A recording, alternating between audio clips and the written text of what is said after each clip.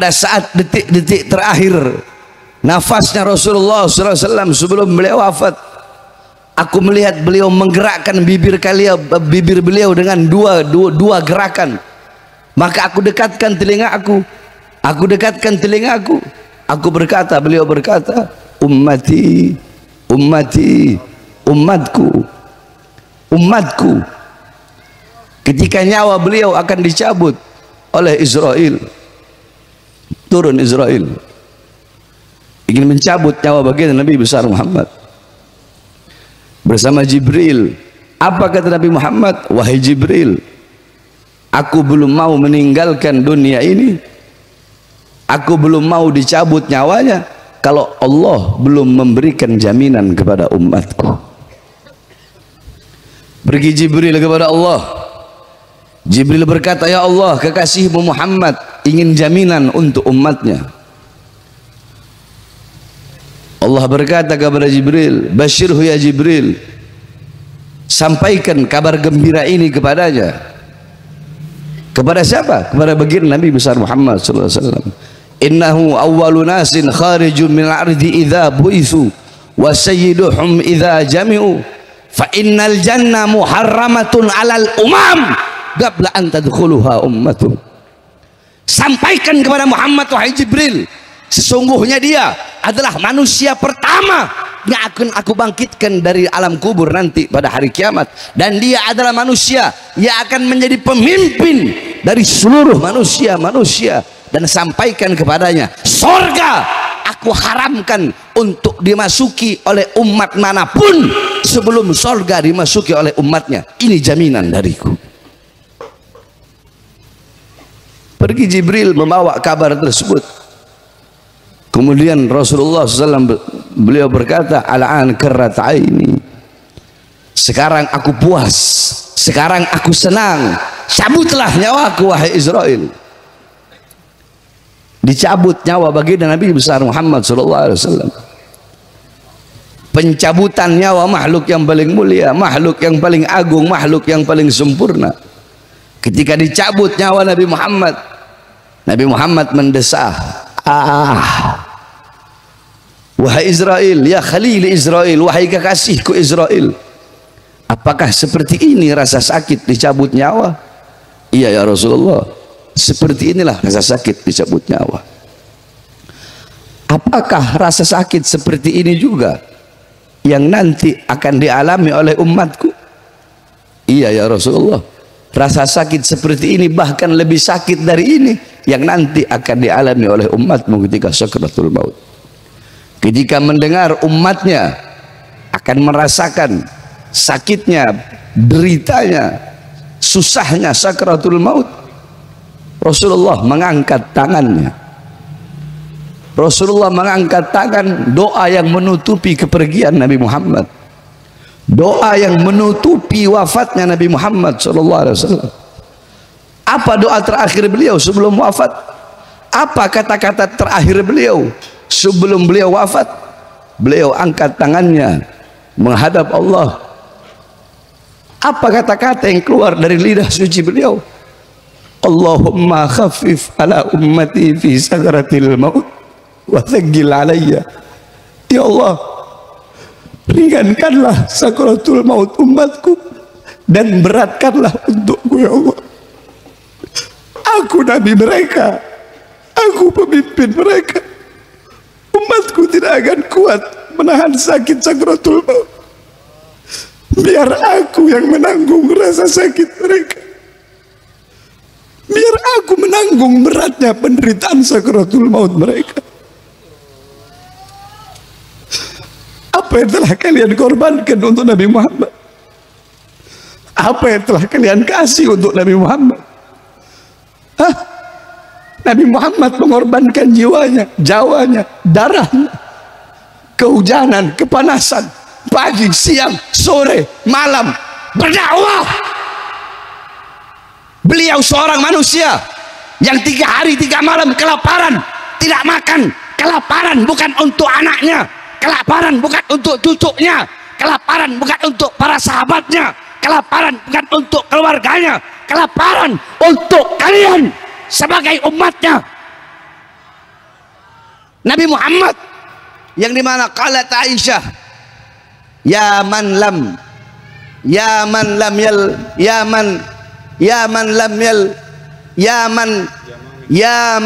yanam fi firashil wathir, wahai seorang manusia yang tidak pernah tidur di atas kasur yang empuk, wahai seorang manusia yang tidak makan melainkan roti yang kering. Nabi Muhammad kelaparan 3 hari 3 malam, mengganjal perutnya dengan batu kelaparan demi kalian sebagai umat. Yakni pengorbanan Nabi Muhammad tidak ada apa-apa yang saudara-saudara. Kita duduk di sini dari tadi pada maghrib atau pada isya sampai sekarang, mau dibandingkan dengan apa yang telah dikorbankan untuk Nabi Muhammad, pengorbanan Nabi Muhammad untuk kita, tidak ada apa-apanya. Jangankan Nabi Muhammad, untuk membalas jasa ibu yang melahirkan kita saja kita tidak bisa, bagaimana kita ingin membalas jasa baginda Nabi besar Muhammad sallallahu alaihi wasallam. Jangankan itu, fa kaifa tad'u ila dunya daruratu man laulahu lam tukhrajid dunya minal adami. Kalau bukan karena Nabi, dunia tidak akan pernah dikeluarkan dari ketiadaannya.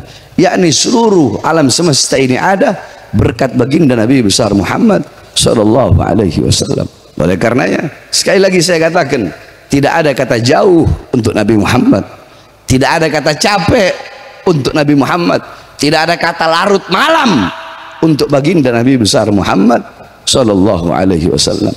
Saudara-saudara sekalian yang dimuliakan oleh Allah Subhanahu wa taala, itu yang pertama. Ingat, tidak ada kata capek, tidak ada kata jauh, tidak ada kata lelah, tidak ada kata letih untuk baginda Nabi besar Muhammad. Yang kedua, kita duduk di sini, yakni para pemuda-pemudi, saudara-saudara sekalian yang dimuliakan oleh Allah Subhanahu wa taala.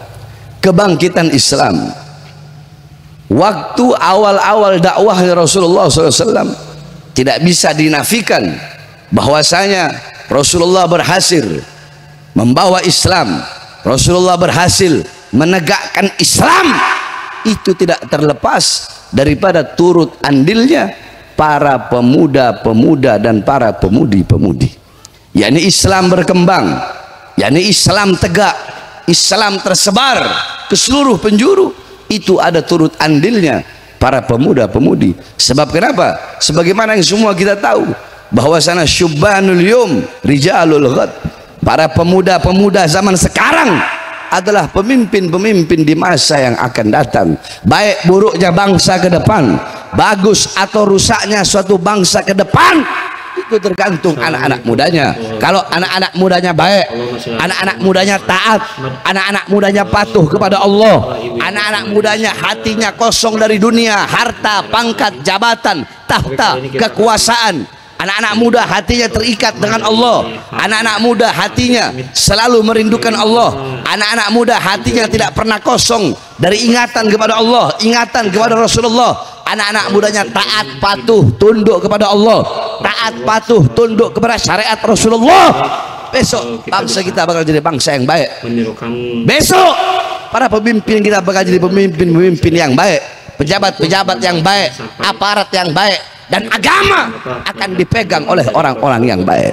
Tetapi jikalau para anak-anak mudanya rusak, anak-anak mudanya tidak kenal Allah, waktu awal-awal dakwahnya Rasulullah SAW tidak bisa dinafikan bahwasanya Rasulullah berhasil membawa Islam, Rasulullah berhasil menegakkan Islam.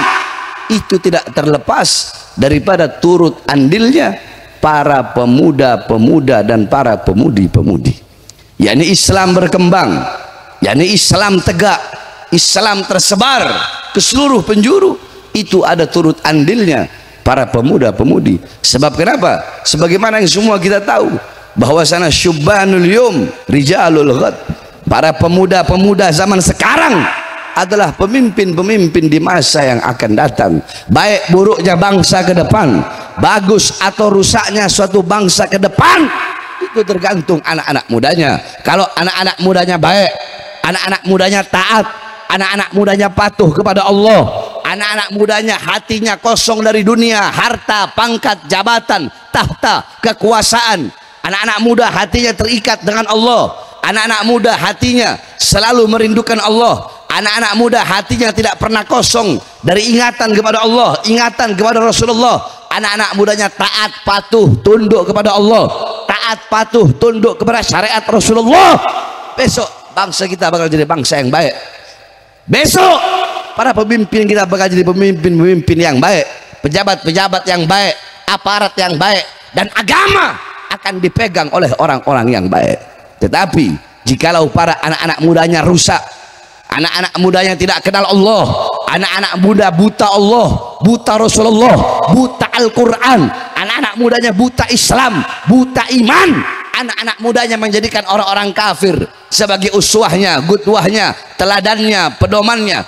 Anak-anak muda tidak kenal Islam, tidak kenal iman, tidak kenal ulama, tidak kenal para ustadz, tidak kenal para kiai, tidak kenal para habaib, tidak kenal majelis ilmu, tidak kenal majelis sholawat, tidak kenal majelis taklim. Besok bangsa kita bakal rusak, negara bakal rusak, pejabatnya bakal jadi pejabat rusak, aparatnya bakal jadi aparat yang rusak, dan agama akan dipegang oleh orang-orang yang rusak. Jadi tergantung kalian besok. Makanya saya lebih mendahulukan anak-anak muda daripada yang syuyukh, daripada orang-orang yang tua. Kenapa? Karena besok ke depan yang akan memegang bangsa, yang akan memegang negara, yang bakal megang kau punya kampung, yang bakal megang kau punya kampung, baik urusan dunianya, pemerintahannya, atau urusan akhiratnya, para ustadznya, para kiainya, para ulamanya, itu adalah anak-anak muda di zaman sekarang. Maka jadilah kalian sebagai anak-anak muda yang memegang keras syariat baginda Nabi besar Muhammad SAW. Anak-anak muda yang bisa membanggakan Nabi Muhammad, anak-anak muda yang bisa membahagiakan Nabi Muhammad, anak-anak muda yang bisa membuat Nabi Muhammad SAW tersenyum. Bagaimana caranya membuat Nabi Muhammad bangga? Bagaimana caranya membuat Nabi Muhammad bahagia? Bagaimana caranya membuat Nabi Muhammad SAW tersenyum? Anak-anak muda tidak boleh jauh dari para ulama. Anak-anak muda tidak boleh jauh dari majelis ilmu, tidak boleh jauh dari majelis taklim, majelis sholawat, majelis zikir. Kenapa? Karena majelis-majelis ilmu itulah peninggalan baginda Nabi besar Muhammad. Itu warisan Nabi Muhammad. Nabi Muhammad tidak mewarisi harta, pangkat, dinar, dirham, uang, pangkat, jabatan. Bukan itu warisannya Nabi. Warisannya Nabi ilmu, amal, wara, khauf, ikhlas, sabar, takwa, istiqamah, zuhud, akhlak, ilmu, adab, ibadah, qanaah, jihad, amar ma'ruf, nahi mungkar. Itulah warisan Nabi Muhammad, para ustadz, para kiai. Alhamdulillah, kita sudah menyimak ceramah dari guru kita semua, Habib Bahar bin Smith. Semoga Allah panjangkan umurnya, amin ya rabbal alamin. Semoga kita semua juga panjang umur, amin ya rabbal alamin. Sehat selalu, dimudahkan segala urusannya, amin ya rabbal alamin. Itu tadi video tentang sedikit kisah perjuangan dari Rasulullah SAW untuk menyebarkan agama Islam, terutama yang sangat mencintai umatnya, ya ibu-ibu, bapak-bapak. Ya semoga aja kita bisa sekuat tenaga kita, baik pikiran, perbuatan, ataupun dari materi, segi materi, bisa menyumbangkan untuk agama kita, yaitu agama Islam, agar Nabi Muhammad SAW itu bangga kepada kita, ya, sebagai bentuk cinta kita kepada Nabi Muhammad SAW. Oke, itu video kali ini, semoga bermanfaat, semoga sehat selalu, amin ya rabbal alamin. Kita doakan guru-guru kita sehat selalu, khususnya Habib Bahar bin Smith yang sudah menyampaikan tausiahnya. Kita doakan juga diri kita, semuanya semoga sehat selalu. Al-Fatihah. A'udzubillahi minasyaitonir rajim. Bismillahirrahmanirrahim. Alhamdulillahirabbil alamin, arrahmanir rahim, maliki yaumiddin. Iyyaka na'budu wa iyyaka nasta'in, ihdinas siratal mustaqim, siratal ladzina an'amta 'alaihim ghairil maghdubi 'alaihim waladdallin. Amin. Terima kasih. Assalamualaikum warahmatullahi wabarakatuh.